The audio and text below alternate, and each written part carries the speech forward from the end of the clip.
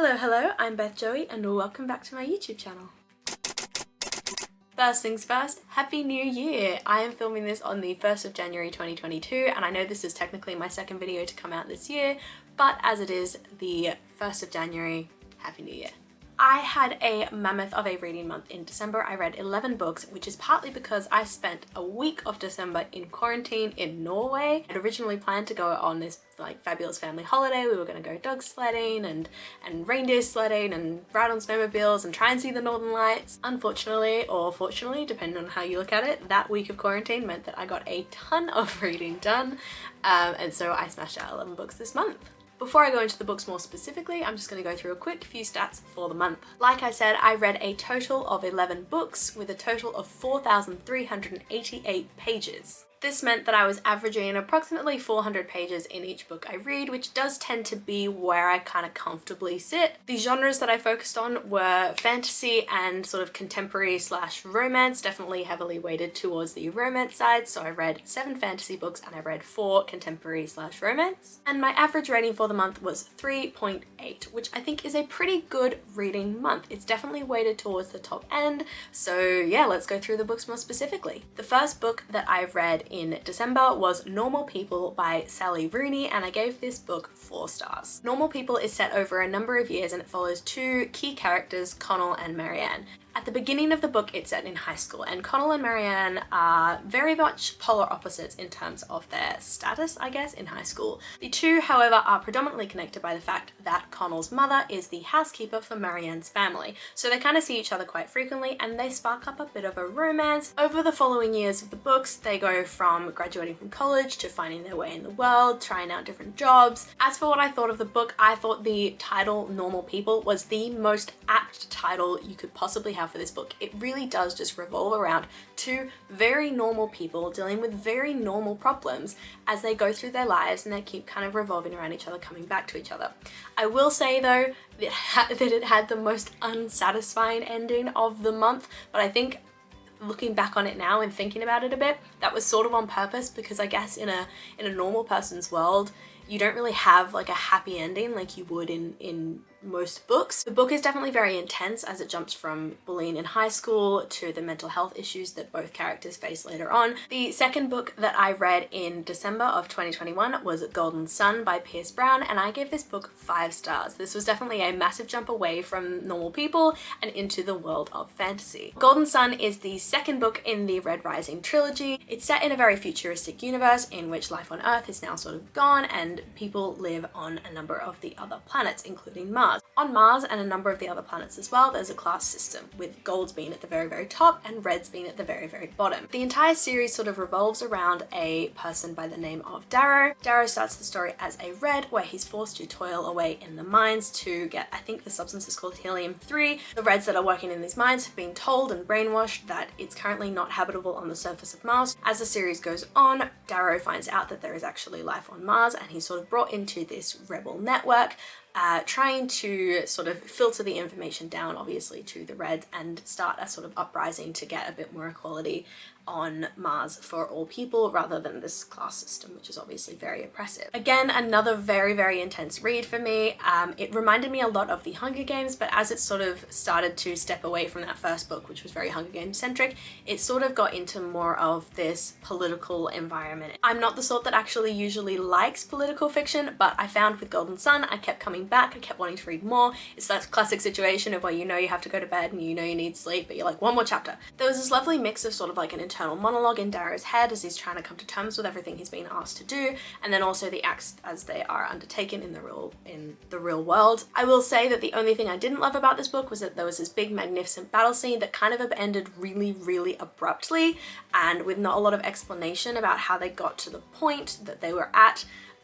It sort of felt a bit random, but I still gave it 5 stars. It was an incredible read and I can't wait to read Morningstar. The next book that I read in December was Magic Bleeds by Ilona Andrews, which I gave 4 stars. Magic Bleeds is again part of a series, so I'm not going to go into the specifics of the book itself, but the series revolves around a woman by the name of Kate Daniels, who works in a world that is constantly torn between magic and tech waves. Now these waves I can only describe very simply, which is essentially when there's a magic wave, magic is kind of at it's most powerful and you can use it, and all the tech is sort of broken. It all dies, cell phones no longer work, all that sort of thing. And then when there's a tech wave, obviously vice versa, tech becomes really powerful and all your cars are working and everything, but there's no magic. Kate Daniels works for the Order of the Knights of Merciful Aid, which I believe is like an organization which is sent out to deal with sort of paranormal issues between the different species and different communities in this world. Kate Daniels is sort of this crime fighting, murder solving badass with a sword, and she has a really special relationship with the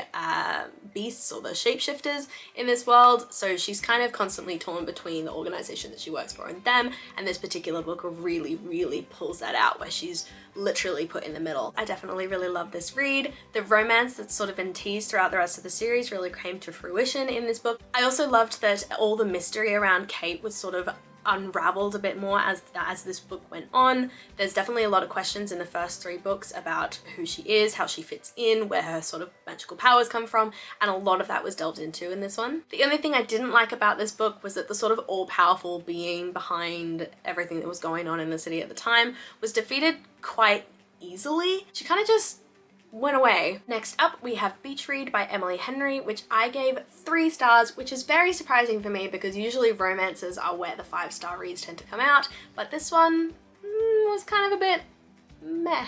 Beach Read follows a woman by the name of January Andrews, who's a very popular romance writer, and her sort of rival from college all the way through, named August Everett, who is kind of more of a great American novel kind of writer. After some scandal to do with her recently deceased father, January moves into his old beach house and finds that she's now neighbours with her rival Augustus Everett. This starts sort of a bit of a love-hate relationship between the two until they both realise that they're both struggling with massive writer's block, they're both struggling to write their next novel, so they decide to create a challenge for themselves. Augustus will take on January's usual writing style and write a rom-com, and then January will do the opposite and take on Augustus's writing style and write the next great American novel. For me, I did think it was a good book, but I didn't understand why it had a lot of hype around it. I didn't understand why I'd heard so many people raving about it. It was just a nice rom-com, but I don't think it was anything to rave home about. I felt like the level of introspection in the book was really a bit too much for me. I think there should have been more time with the characters together and more time with the characters actually interacting with their community and the different conflicts that they were facing in their own life, especially January. I think there could have been more delved into the struggles that she was going through in her own family. But as it was still a pleasant romantic read, I gave it 3 stars. Next up, we have 6 Crimson Cranes by Elizabeth Lim, which is definitely a book where I picked it up because I'd heard so much about a previous series, and now that I've picked it up and I've read it, I really want to go back and read Elizabeth Lim's other work. I gave 6 Crimson Cranes 4 stars. I'm just going to say before I start this review, apologies in advance for the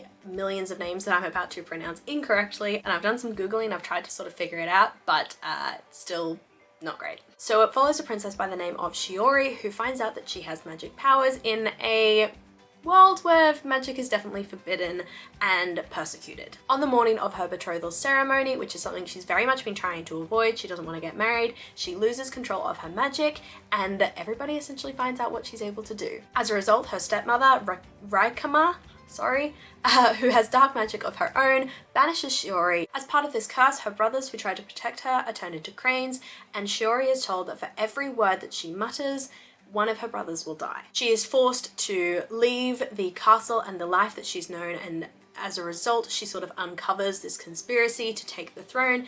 There's definitely a lot of intrigue, a massive twist at the end, which I didn't expect, and I really loved this book. I really loved the fairy tale-like quality to the writing, and it reminded me of a fairy tale that I read when I was quite a bit younger, which I can't remember the name of now, but it's essentially following a princess whose 6 brothers are turned into parrots, and she has to work to sort of turn them back into humans as well. 6 Crimson Cranes really kept me on the edge of my seat. I didn't really know towards the end of the book who I was supposed to hate, who was supposed to be the villain, and I found that really fascinating. What's that? So it's really cold in the room I film in, therefore jumper. The next book that I read in December was The Soulmate Equation by Christina Lauren, which I gave a fabulous 5 stars. The Soulmate Equation follows statistics wizard and single mum Jess Davis to an frankly incredible daughter named Juno, who finds out about an interesting new dating service which her friend kind of forces her to join. The dating service, called Genetically, basically takes a swab of your DNA and finds your perfect compatible match. Jess finds out she is a 98% match with none other than the founder of the service. As this is the perfect opportunity for an absolute PR storm for the founder to be a 98% match with someone, naturally Jess is thrown into this world of functions and fancy dressing and interviews and all that sort of thing while she's just trying to get to know this man that she's supposedly supposed to fall in love with. So the concept of soulmates is something that I've always really loved. I used to love reading those like werewolf fan fiction things on Wattpad growing up, so the idea of there being a perfect someone out there for someone is just fascinating to me. So with this book being about that, it was just guaranteed to be a 5-star read. I love that the family and friendship element felt really genuine. There was a lot of time spent with Juno the daughter, and then with Jess's best friend, and then obviously the sexual tension between River and Jess was incredible, and it was a really lovely romance, so I gave it 5 stars. Next up is a book that I actually have on me for once, and that is Little Thieves by Margaret Owen. This was my favorite book of the month, I have to say. This is also the first book that I read in Norway. The first thing I have to say about Little Thieves is that the storytelling in this is absolutely incredible. It has this beautiful thing where at the start of each part it has this chapter which is based around, you know, the composition and writing style of a fairy tale, so it's very imaginative, it's very flowery, it was just incredible. And then the rest of the book, after that chapter, as it goes through the rest of the part, is just structured like a regular novel. Little Thieves follows a woman by the name of Vanya Schmidt, who when she was 4 years old was given away by her mother to Death and Fortune, and they became her godmothers because Vanya was the 13th daughter of a 13th daughter, so she's considered massively bad luck. Vanya is constantly torn between Death and Fortune, forced to choose between them throughout her life, and to escape that, she sort of becomes a maid for this royal family and befriends Princess Giselle. As a maid, unfortunately, she does face a lot of trauma and a lot of abuse from the family, and then when given the opportunity to sort of have a new life, she essentially steals a strand of pearls that turn Giselle into this beautiful princess, and therefore takes on Giselle's entire life and forces her out onto the streets to experience, you know, what Vanya's been experiencing her entire life. She finds her way into the castle, gets herself into a betrothal, and also takes on the personality of a notorious thief in the land, and is thrown into courtly intrigue, an investigation about this thief in which there's a little bit of romance there with the investigator, magic. It's just incredible. I could not say enough about this book. However, I am going to put it down because it's very happy. To be honest, I went into the book thinking that I wouldn't really love it. I thought that it would be a nice little retelling of a fairy tale. I believe it's based off of the Goose Girl fairy tale, which I haven't actually read, but I'm intrigued by now. It really exposed the sort of somewhat misogynistic nature of fairy tales. The friendships that she created were each very genuine and sweet, with Ragnar being my absolute favorite because of the naivety there. There was also a bit of LGBT romance in there, which I thought was really sweet. All in all, the book was cheeky and fun, deep and meaningful, lyrical. It was just incredible, and I would recommend it to just about anyone. Next up, we have The Love Hypothesis by Ali Hazelwood, which unfortunately was my most disappointing read of December. I gave the book 2 stars. The Love Hypothesis follows third-year PhD candidate Olive Smith, who's essentially trying to get her friend off her back. Her friend wants to date this guy that she used to date, and she kind of just wants to let her do that and stop her friend from being so anxious about it. So she kisses the first guy she sees, which just so happens to be the sort of notoriously grumpy and horrible professor by the name of Adam Carlson. Throughout the rest of the book, it follows them going through this sort of fake dating trope and eventually falling in love and all the lovely things that come with that, as well as the sort of political environment, I think, around being a PhD student and trying to get your research funded. Now, the main reason that I didn't really love this book is because it felt just like too much. It felt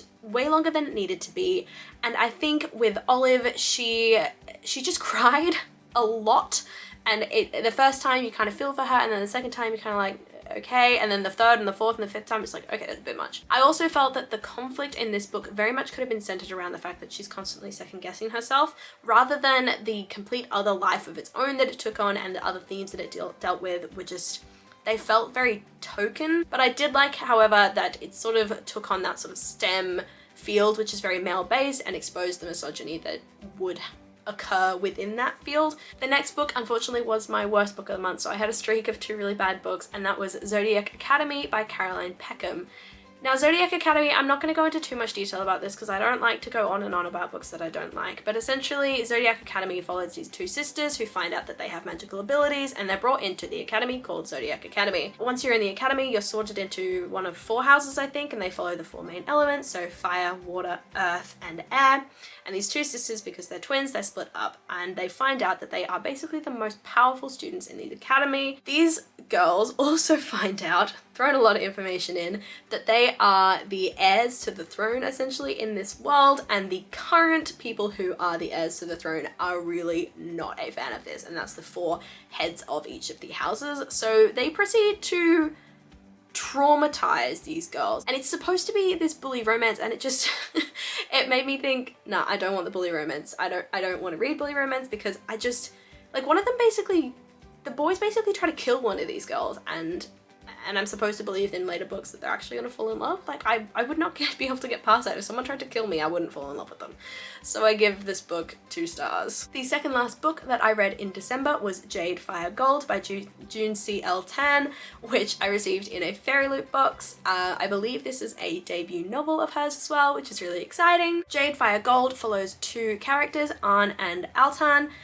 Anne, I believe, has sort of magical abilities, and she's trying to understand them, trying to come to terms with what she's able to do and where she fits in. And then Altan is sort of a long-lost prince in a way. His family was kicked off the throne, and he's trying to reclaim it and get his birthright back, essentially. It reminded me of Wheel of Time in a little bit, and it centers around this sort of like all-powerful being that has the ability to sort of determine the fates, and this being Anne, she doesn't really know who she is and how she fits in. But anyway, Altan finds out that, or sort of determines in his own mind, that the only way he's going to be able to restore his family to the throne is if he kills this all-powerful being. And then he meets Anne, not knowing that it's her, and they sort of fall in love, and you follow the rest of the story as he eventually discovers who she is, and this conflict in his own heart of what he believes he has to do to save his birthright and avenge his family, and then also he obviously doesn't want to kill the person that he's fallen in love with. So it's a really, really lovely story. I'm not giving it enough credit in the way I'm explaining it.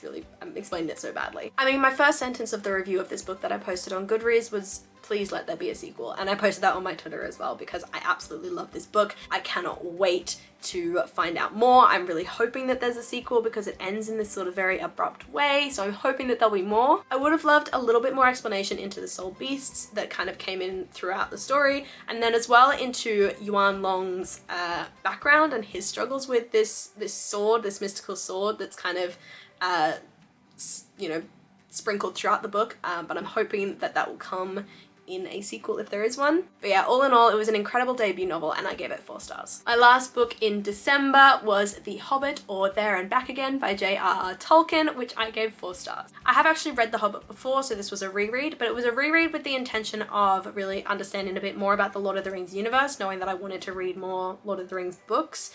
As well as the fact that when I read it originally, it was sort of like, while I was working from home, I would like read it in between doing work, so I didn't really pay much attention to the storyline the first time, so I didn't remember anything. The Hobbit follows a hobbit, as you would guess, by the name of Bilbo Baggins, who, after meeting the infamous Gandalf, is brought in to be the burglar for 12 dwarves, one of which is Thorin, who's looking to sort of reclaim his throne. Dwarves are also known to really be like treasure hoarders in a way, so as part of reclaiming his throne, Thorin also wants to reclaim the treasure that his family built up over time. The story follows the group of 14 as they travel across the land, encountering trolls and humans and goblins, essentially to reach the Lonely Mountain, where Smaug is currently residing, hoarding all of the dwarf gold. Smaug is a dragon, by the way. I felt like you could really tell reading the book that it was originally sort of a story that J.R.R. Tolkien would tell to his children.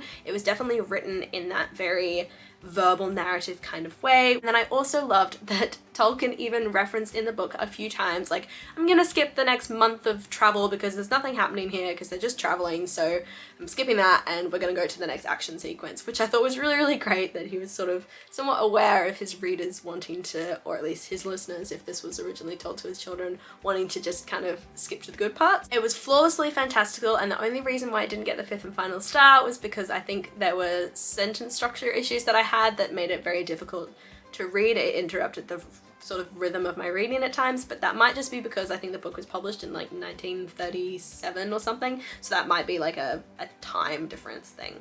Those are the 11 books that I read in the month of December. Let me know in the comments below if you've read any of these books, what you thought of them, what you thought of my thoughts of them. As always, like, subscribe, and hit that notification bell to be notified when I release new content, and I will see you in my next video. Bye!